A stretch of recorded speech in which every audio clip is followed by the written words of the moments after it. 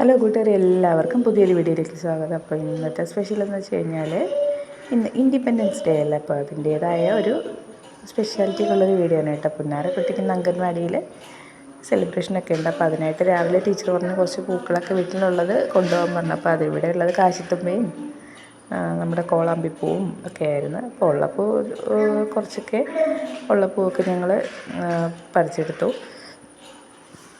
പുന്നാരൻകുട്ടിയും കൂടുന്നുണ്ട്, പക്ഷേ ഇടയ്ക്ക് മോളെ ഞാനങ്ങ് കയറ്റി നിർത്തി. കാരണം വെച്ച് കഴിഞ്ഞാൽ കുറച്ച് മഞ്ഞുണ്ട്, അപ്പോൾ ആൾക്ക് ജലദോഷമുണ്ട്, എനിക്കും ഉണ്ട് ജലദോഷം. പക്ഷെ മോൾക്ക് വന്നു കഴിഞ്ഞാൽ ബുദ്ധിമുട്ടല്ലേ കൂടിക്കഴിഞ്ഞാൽ. അപ്പോൾ ആളെ മാറ്റി നിർത്തിയിട്ട് ഞാൻ അങ്ങനെ പൂവൊക്കെ അടർത്തിയെടുത്തു. കോളാമ്പി പൂവ് കുറച്ചേ ഉണ്ടായിരുന്നല്ലോ കേട്ടോ, ബാക്കിയൊക്കെ കാശിത്തുമ്പയാണ് കൂടുതൽ കിട്ടിയത്. പുന്നാരക്കുട്ടിക്ക് ഉറക്കം നല്ല തെളിഞ്ഞ മട്ടില്ല, അപ്പം അങ്ങനെ കണ്ണ് തിരിഞ്ഞ് നിൽക്കുവാണ്. ജലദോഷമായതുകൊണ്ട് ഒരു ശബ്ദം നന്നായിട്ട് ഇങ്ങനെ സൗണ്ട് ശരിയായി വന്നിട്ടില്ല. അപ്പോൾ ഒരു കട്ടൻ രാവിലെ കുടിക്കാമെന്ന് കരുതി അകത്ത് കയറി കട്ടന് ഇട്ടു. അത്യാവശ്യം വെയിൽ വരുന്നുണ്ട് കേട്ടോ, അപ്പോൾ തുണിയൊക്കെ കുറച്ച് അലക്കിയിടാമെന്ന് വിചാരിച്ചു. ഉച്ച കഴിഞ്ഞിട്ടേ കട്ടൻ ചായ എടുത്ത് വെച്ചിട്ട് ഒരു ചെറിയൊരു ഷോർട്ട്സ് എടുക്കാമെന്ന് വിചാരിച്ചു. നല്ല രസമല്ലേ കാണാനായിട്ട്. എനിക്ക് ഇത് എന്തോ ഇഷ്ടപ്പെട്ടു കേട്ടോ. എന്നിട്ട് ദോശമാവ് കലക്കി ദോശയാക്കി ഇന്ന്. പിന്നെ കറിയൊന്നും ഉണ്ടാക്കാനൊക്കെ ചെറിയ മടിയാണ് കേട്ടോ. മടിയല്ല, ശരിക്കും പറഞ്ഞാൽ പനി കഴിഞ്ഞപ്പോഴത്തേക്കും നല്ല ക്ഷീണമാണ്. വൈറൽ ഫീവറാണെന്ന് തോന്നുന്നറിയില്ല. അപ്പോൾ അതുകൊണ്ട് ചമ്മന്തിപ്പൊടി കൂട്ടി കഴിക്കാമെന്ന് ചോദിച്ചാൽ, അപ്പോൾ പുന്നാരക്കുട്ടിക്ക് ഒരു മുട്ട ദോശ ഉണ്ടാക്കി കൊടുക്കാമെന്ന് ചോദിച്ചാൽ, അതാകുമ്പോഴത്തേക്കും മുട്ടയകത്ത് പോവും, ഒരു ദോശയും കഴിക്കുമല്ലോ. അപ്പോൾ ദോശ നല്ല റൗണ്ടായിട്ട് ഇങ്ങനെ ചുട്ടിട്ട് അതിലോട്ടൊരു മുട്ട പൊട്ടിച്ചൊഴിച്ചിട്ട് പിന്നെ അതിൽ ചമ്മന്തിപ്പൊടി ഇങ്ങനെ ഇട്ട് കൊടുക്കും. അല്ല, ആൾ കറി കൂട്ടി കഴിക്കാൻ നമുക്ക് ഒത്തിരി പാടാണ് കേട്ടോ. ഗ്രീൻ പീസ് കറി മാത്രമേ ആൾക്ക് ആകെ ഇഷ്ടമുള്ളൂ, ബാക്കി ഒരു കറിയും കഴിക്കാൻ നല്ല ബുദ്ധിമുട്ടാണ്. അപ്പം അങ്ങനെ മുട്ട ദോശയിലോട്ട് ഞാൻ കുറച്ച് ചമ്മന്തിപ്പൊടിയൊക്കെ ഇട്ട് കൊടുത്തു. അത് തിരിച്ചും മറിച്ചിട്ട് ചുട്ട് കൊടുക്കുമ്പോഴത്തേക്കും മുട്ട ദോശ റെഡിയാവും.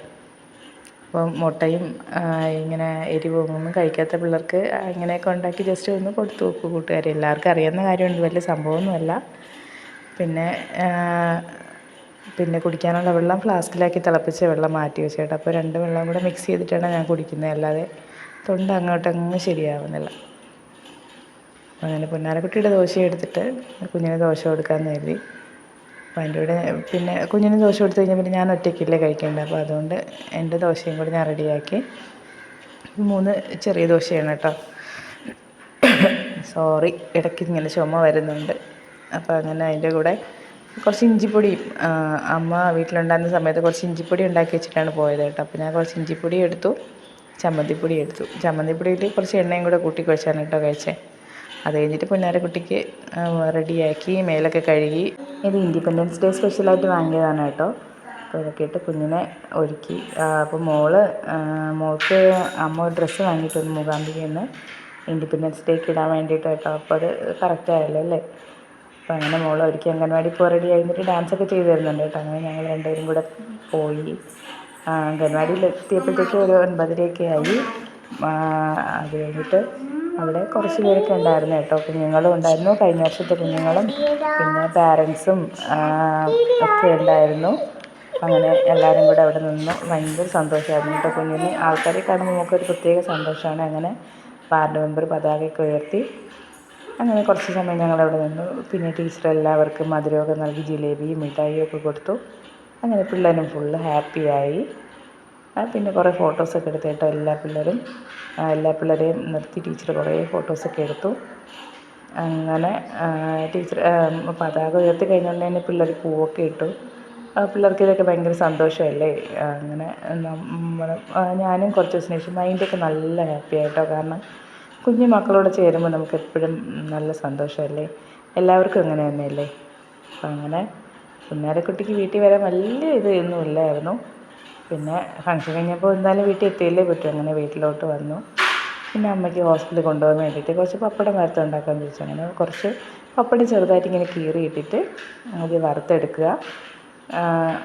അതിൻ്റെ ഇടയ്ക്ക് ഇതേ പുന്നാരക്കുട്ടിക്ക് പഴം നിറച്ച് വേണമെന്ന് പറഞ്ഞപ്പോൾ അതും ഉണ്ടാക്കി കൊടുത്തു. പാവയ്ക്ക് വറുത്തെടുത്തു. പിന്നെ ഇതാ പപ്പടത്തിൻ്റെ ബാക്കി പറഞ്ഞില്ലല്ലോ. അപ്പം അങ്ങനെ പപ്പടം വറുത്ത് മാറ്റി വെച്ചിട്ട് കുറച്ച് ഉള്ളി എണ്ണയിലിട്ട് മൂപ്പിച്ചിട്ട് അതിൽ കുറച്ച് മുളക് പൊടി ഇടുക. എന്നിട്ട് ഗ്യാസ് ഓഫ് ചെയ്തിട്ട് നന്നായിട്ട് മിക്സ് ചെയ്തതിന് ശേഷം നമ്മൾ പൊരിച്ച് വെച്ചിരിക്കുന്ന പപ്പടം എടുത്ത് ഇതിലോട്ട് മിക്സ് ചെയ്ത് കേട്ടോ. നന്നായിട്ട് മിക്സ് ചെയ്തെടുത്ത് കഴിഞ്ഞാൽ തണുത്ത ശേഷം നമുക്ക് ചെറിയ ബോട്ടിൽ അടച്ച് വെച്ച് കഴിഞ്ഞാൽ കുറേ നാൾ കേടുകൂടാതിരിക്കും. നമുക്ക് കഞ്ഞിയൊക്കെ കുടിക്കുമ്പോഴൊക്കെ യൂസ് ചെയ്യാം കേട്ടോ. അത്യാവശ്യം എരിവും കാണും, നല്ല ക്രിസ്പിയും ആയിട്ടിരിക്കും കേട്ടോ.